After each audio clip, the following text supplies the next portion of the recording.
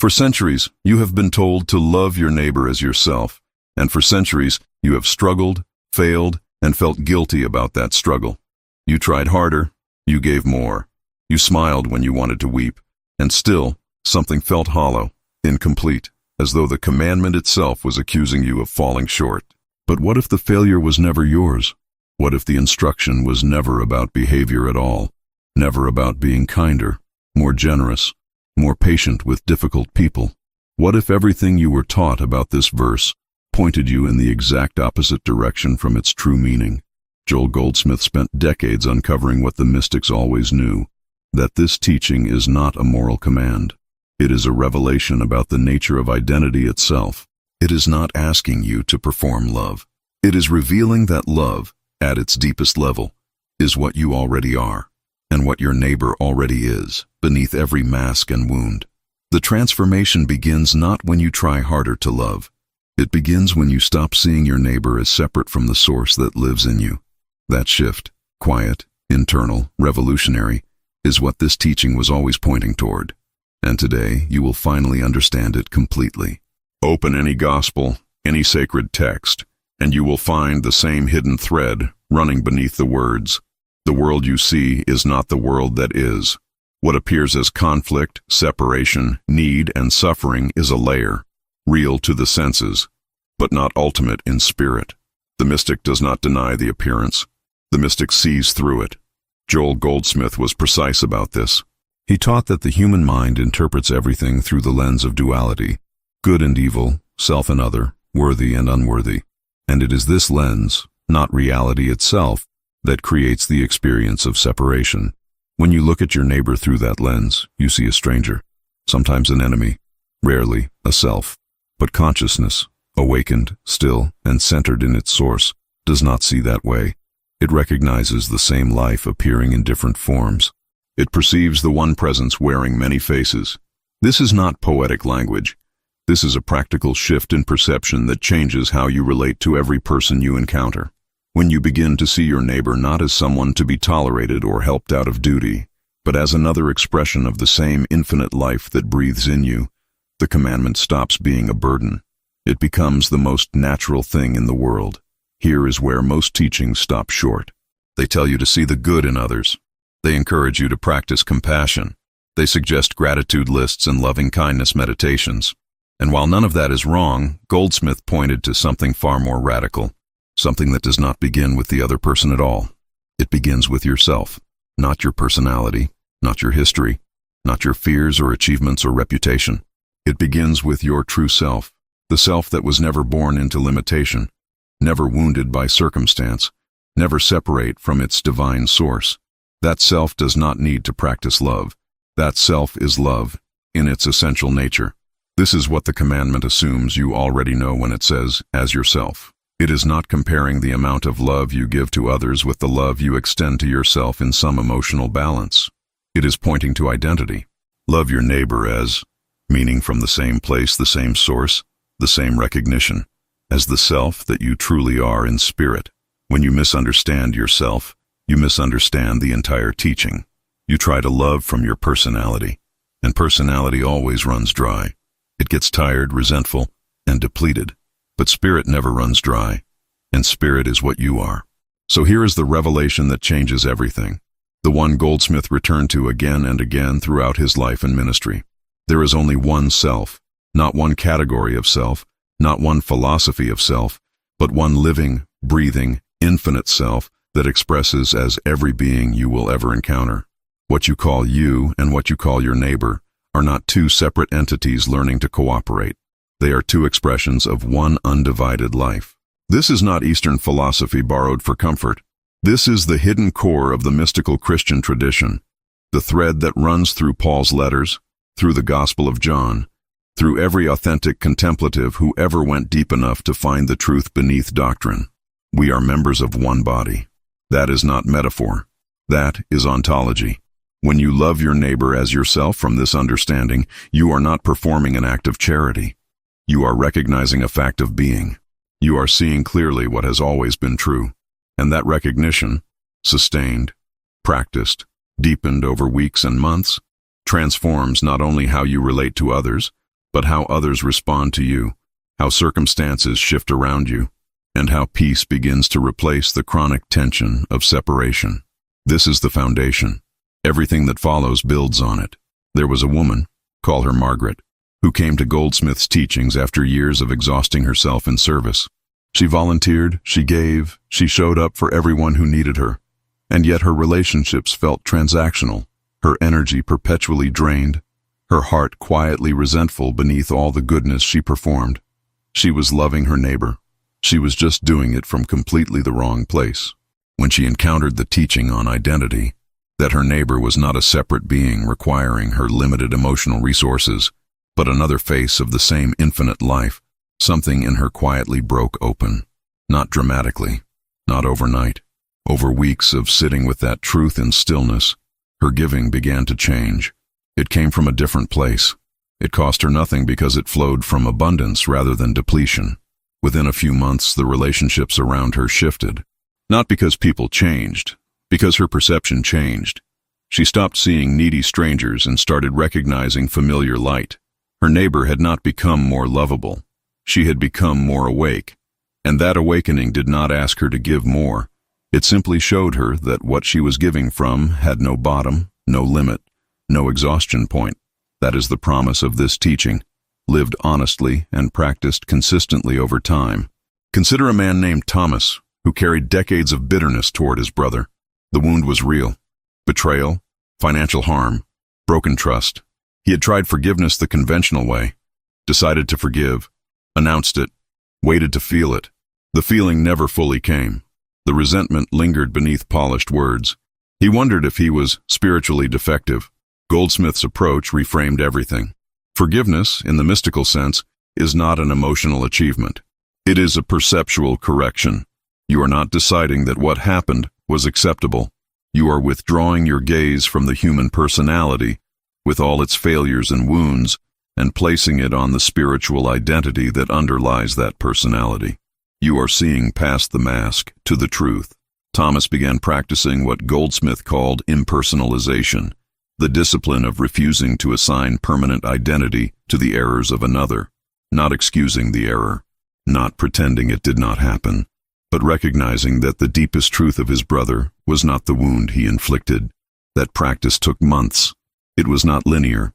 There were setbacks, old surges of anger, mornings when the bitterness returned. But gradually, steadily, the grip loosened. Not because Thomas became a saint, because he became more honest about what his brother actually was at the level of spirit. The teaching does not exempt you from difficulty. Goldsmith never promised that awakening to spiritual identity would make every relationship easy or every person pleasant. What he promised was something more durable, that your inner state would no longer be at the mercy of other people's behavior. That is a different promise, and a far more reliable one. When you understand that loving your neighbor as yourself is a practice of recognition rather than emotion, you stop waiting for people to become worthy of your love before you extend it. You stop conditioning your inner peace on their choices. This is not detachment in the cold sense. It is freedom, the freedom to remain centered in truth regardless of the chaos happening in personality and circumstance. This is a practice that takes hold gradually, over consistent weeks of returning to the inner stillness where recognition lives. Some days it feels natural. Other days, when someone cuts you off in traffic or dismisses your effort or betrays your confidence, you will feel the old reactive pattern rise.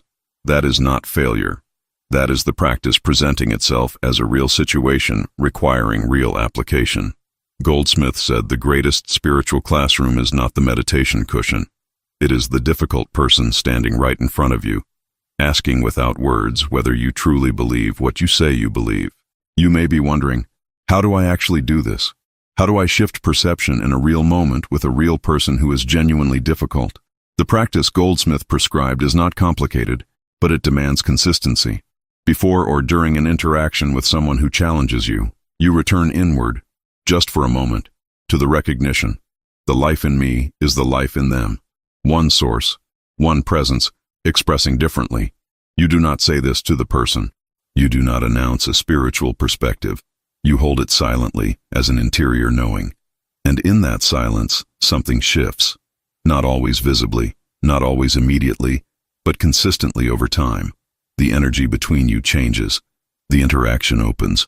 Walls that had been fixed begin to soften, sometimes gradually over weeks, sometimes in a single conversation where something unexpectedly real is exchanged. This is not magic. It is the natural result of seeing truly. When you stop projecting separation onto another person, they stop performing separation for you. The recognition you hold internally becomes the field in which the relationship lives, and relationships lived in that field transform in ways that no technique, no communication strategy, and no amount of willpower ever produces. If these transformation stories have stirred something real in you, like this video to help others find these teachings, subscribe for more, S Goldsmith wisdom, and comment below. Which story resonated most deeply with your own journey? There is a complementary practice that deepens everything you have learned so far, and Goldsmith taught it quietly but consistently throughout his ministry. He called it practicing the presence, the deliberate, repeated act of acknowledging the living reality of spirit in every person and situation before the thinking mind has a chance to label, judge, or react. It is a kind of interior greeting offered to the truth before the appearances take hold. Here is how it works in the context of loving your neighbor. Before you enter a difficult conversation, before you sit down with someone who has hurt you, before you respond to a message that triggers your defenses, you pause. In that pause, you do not rehearse what you will say or how you will protect yourself. You simply acknowledge, there is a presence here, in me, in them, in this space between us. That presence is whole, complete, and incapable of conflict at the level of its true nature. This acknowledgement takes seconds. Its effects accumulate over months. What you are doing is training your consciousness to lead with recognition rather than reaction, to let spirit greet spirit before personality has the chance to clash with personality. Over time, this becomes less of a deliberate practice and more of a natural reflex. You begin to meet people from a different place without having to remind yourself to do so. That is transformation at the level of consciousness, not behavior. Another tool Goldsmith offered is what he called beholding, the sustained practice of looking past the visible presentation of a person to what is eternally true about them. This goes beyond positive thinking, beyond deciding to focus on someone's good qualities. Beholding is a contemplative act, rooted in the conviction that what is spiritually real about a person is more actual than what is humanly visible. When you behold another person, you are not pretending their difficulties do not exist. You are not spiritually bypassing their pain or your own. You are choosing to rest your attention on a deeper level of reality, the level where their wholeness is not potential but present. You are seeing what is already true, not constructing a comfortable fiction. This practice is particularly powerful in situations where someone you love is suffering, from illness, from poor choices, from patterns that seem to define them. The human response is to focus on the problem, to worry, to try to fix. Beholding invites you to hold a different seeing, not denial but recognition, not forced optimism but genuine spiritual sight. Goldsmith taught that this quality of seeing actually contributes to the conditions in which healing and change become possible, not by magic, but because consciousness affects the field in which we all live. These practices, recognition, impersonalization, practicing the presence, beholding, do not exist in isolation. They reinforce each other, and together they begin to dismantle the deepest assumption the human mind makes about relationship, that the other person is the source of either your joy or your suffering. This assumption is so embedded in ordinary consciousness that most people never question it. Someone is kind to you, and you feel well. Someone is cruel, and you feel wounded. The external event drives the internal state. Goldsmith's entire ministry was aimed at reversing this. He taught, with patience, with firmness, and with the authority of someone who had lived it, that your inner state is not dependent on outer conditions when you are rooted in spirit. This does not mean you become emotionally numb. It means the ground beneath your emotions is stable in a way that no relationship, no loss, no disappointment can ultimately disturb. You feel, but you do not fall. The practice of loving your neighbor as yourself, understood mystically, is precisely the practice of establishing that stable ground. Because when you no longer need your neighbor to behave in a certain way in order for you to feel whole, you are finally free to love them, genuinely, without agenda, without the quiet manipulation of expecting something in return. That freedom is not achieved in a week, but it is absolutely available to you. Here is a practice you can begin today. not as a technique to master, but as a seed to plant. At the end of each day, bring to mind 3 people you encountered. They may be people you love, people who frustrated you, strangers who barely registered. For each one, hold this recognition silently for 30 seconds. The life in them is the same life that moves in me. We share one source. What is true of God is true of them at the deepest level. Do not evaluate whether you feel it. Do not judge whether the recognition is vivid or flat. Simply offer it, as you would offer a candle flame to a dark room, without forcing the light, without demanding the room respond. Over days and weeks, this practice rewires how your consciousness meets the world. You begin to arrive at encounters already oriented toward recognition rather than judgment. The shift is subtle at first. Then one day you notice that someone who used to provoke an immediate defensive reaction simply does not anymore. And you cannot point to a single moment when that changed. That is how consciousness transforms. Not in dramatic revelations, but in quiet, cumulative shifts that one day you realize have entirely changed the landscape of your inner life. The neighbor you are learning to love is not just the person next door. It is every face that appears before you, and ultimately the face you see in your own mirror. Now we must speak honestly about the obstacles, because Goldsmith did not teach a comfortable philosophy. He taught a demanding one, and part of its demand is that you face the places where this practice breaks down, where the recognition fails, where the old patterns surge back with full force. Ignoring those moments does not make you more spiritual. Facing them honestly is the practice. The first and most common obstacle is what you might call the justified exception. You encounter someone whose behavior is genuinely harmful, abusive, deceptive, consistently destructive, and the teaching seems to ask you to dissolve your discernment in a fog of spiritual goodwill. But Goldsmith never asked for that. Recognizing the spiritual identity of another person does not require you to remain in harmful situations, to accept mistreatment, or to abandon appropriate boundaries. Those are matters of wisdom, not contradiction. The distinction is this: you can hold the spiritual truth of a person's deepest identity while simultaneously refusing to participate in the expression of their wounded personality. You can see the Christ in someone and still walk away from the behavior. You can love at the level of spirit and still say no at the level of circumstance. These are not opposites. In fact, it is precisely the clarity that comes from seeing truly that makes your boundaries clean, firm, and free of the resentment that usually poisons them. Wisdom and recognition are not enemies. They are partners in the same awakened life. A second obstacle, perhaps the most subtle, is what happens when you turn this teaching on yourself. The commandment says, love your neighbor as yourself. But what if you do not love yourself? What if the inner voice is harsh, critical, and unrelenting in its catalog of your failures? You cannot give from a well that you have been poisoning with self-condemnation, and you cannot practice genuine recognition of another's spiritual identity if you are denying your own. Goldsmith addressed this with characteristic directness. He said that self-condemnation is not humility. It is a form of spiritual error, the error of identifying yourself with your human history rather than your divine nature. The person who made the mistake, carried the shame, fell short of their own standard. That is the human personality. But the life that animates that personality, the presence that has never been diminished by any failure, that is what you truly are. Loving yourself, in the mystical sense, is not self-indulgence. It is accuracy. It is the refusal to accept a false identity in place of the true one.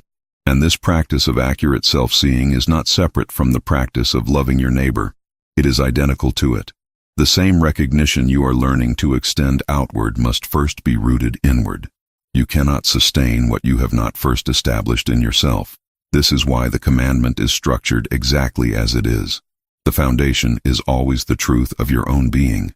A third obstacle emerges when results are slow. You practice the recognition. You hold the inner knowing. You sit in stillness and offer the acknowledgement of one life, one presence, one source. And the relationship you were hoping would transform does not. The person remains difficult. The dynamic stays stuck. The weeks pass without visible change, and you begin to wonder whether the practice is real or whether you are simply fooling yourself with beautiful ideas. Goldsmith was honest about this. He acknowledged that consciousness work does not operate on a schedule that the human mind finds satisfying. The effects of interior practice are real, but they move in ways that are not always traceable to a specific cause. You may never know which quiet moment of recognition was the one that shifted something. You may look back months later and realize the relationship transformed without your being able to identify the turning point. This is where faith, in the Goldsmith sense, not the sentimental sense, becomes essential. Not faith as wishful thinking, but faith as the willingness to continue practicing what you know to be true, even when the appearances have not yet confirmed it. The farmer plants the seed and does not dig it up daily to check whether it is growing. The mystic holds the recognition and does not abandon it because the outer world has not yet rearranged itself to match. The practice is the work. The fruit belongs to the presence. There is a fourth obstacle that Goldsmith considered the most spiritually serious: the desire to be loved correctly in return. This is the hidden agenda that undermines more spiritual practice than any other single thing. You extend recognition. You practice the presence. You hold the inner knowing with consistency and sincerity. But beneath it all, there is a quiet expectation that the other person will eventually see you, appreciate you, respond to you the way you need them to. When they do not, the disappointment that follows is not just emotional. It is a signal that the practice was never fully rooted in spirit. It was still at some level a technique for getting something from the relationship, rather than a genuine recognition of what the relationship already is in its spiritual nature. Goldsmith distinguished sharply between loving from completeness and loving in order to become complete. Only the first is the love the commandment is pointing toward. This does not mean your needs are irrelevant or that longing for genuine connection is spiritually wrong. It means the source of your completeness cannot be located in another person's response. When you are rooted in spirit, truly, not theoretically, you discover that the fullness you were seeking from relationships was already present within you. Relationships then become expressions of that fullness rather than searches for it. And that shift, when it genuinely takes hold over months of honest practice, changes everything. If these teachings on overcoming obstacles have spoken to something real in you, like this video to support the work, subscribe for more advanced spiritual practices, and comment below. Which obstacle are you most ready to face and transform right now? You have now built a foundation and faced the obstacles honestly. What remains is integration, the art of bringing this recognition into the texture of ordinary life, not just in formal practice, but in the unscripted moments where the real test always lives. This is the advanced work, and it begins with what Goldsmith called living from the inside out. Most people live from the outside in. The world presents its stimuli: a harsh word, an unexpected kindness, a threat, a disappointment, and the inner state responds accordingly. The awakening Goldsmith described reverses this direction entirely. The inner state, grounded in recognition, rooted in presence, becomes the field from which all outer engagement flows. You do not react to the world. You bring something to it. This reversal does not happen all at once. It happens in increments, over months of committed practice, in hundreds of small moments where you catch yourself beginning to react and choose instead to return inward first.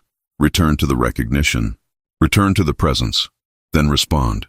The gap between stimulus and response, that tiny interior space where the choice lives, is where the entire practice is won or lost.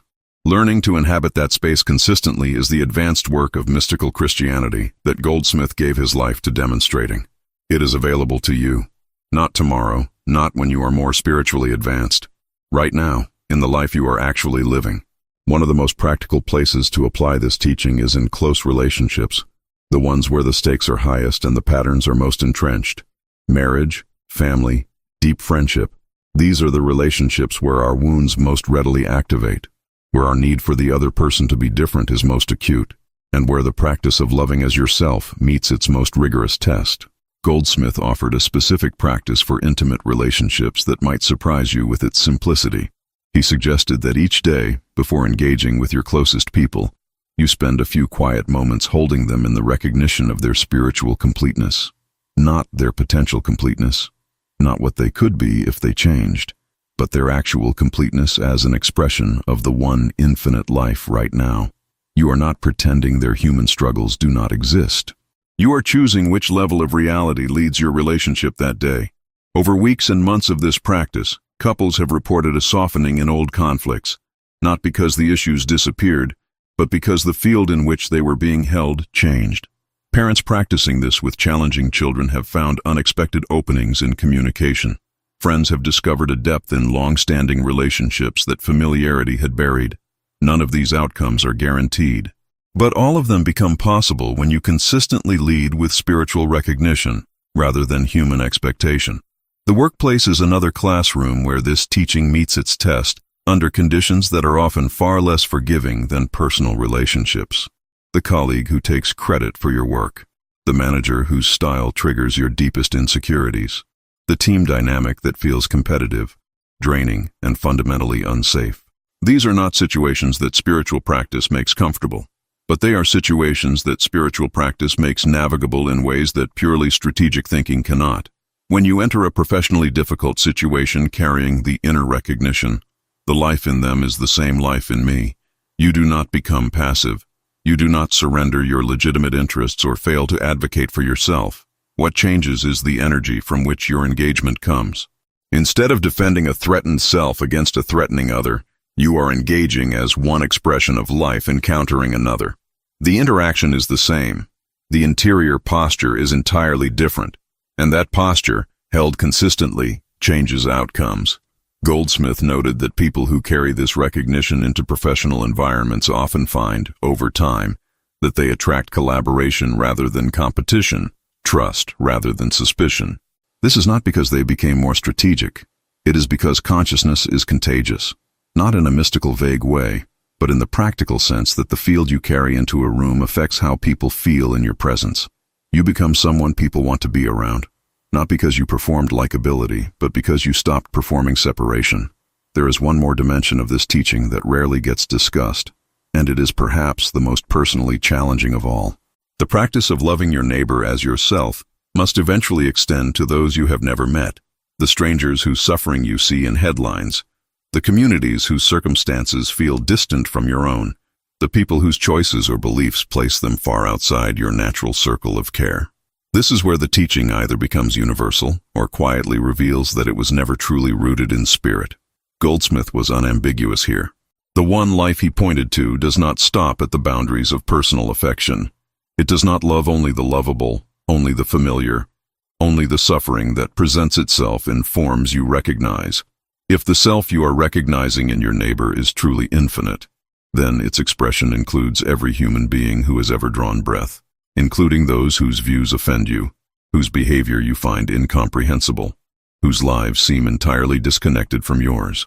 This does not demand that you feel warmth toward everyone, or that you engage with every form of human life in the same intimate way. It asks something more interior and more honest, that you refuse to locate your own humanity in the exclusion of theirs, that you hold somewhere beneath your opinions and preferences the recognition that what is most real about them is not their ideology or their choices, but the life that moves in them, the same life that moves in you. This is the full scope of the commandment, and it takes a lifetime to live.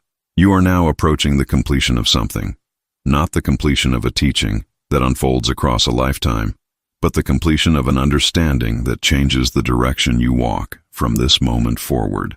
The commandment you thought you knew has revealed itself as something far wider, far deeper, and far more personally demanding than any moral instruction. It is a map of reality itself. What changes when you carry this understanding is not primarily your behavior. Behavior follows from the inside out, and it will follow naturally as the interior recognition deepens.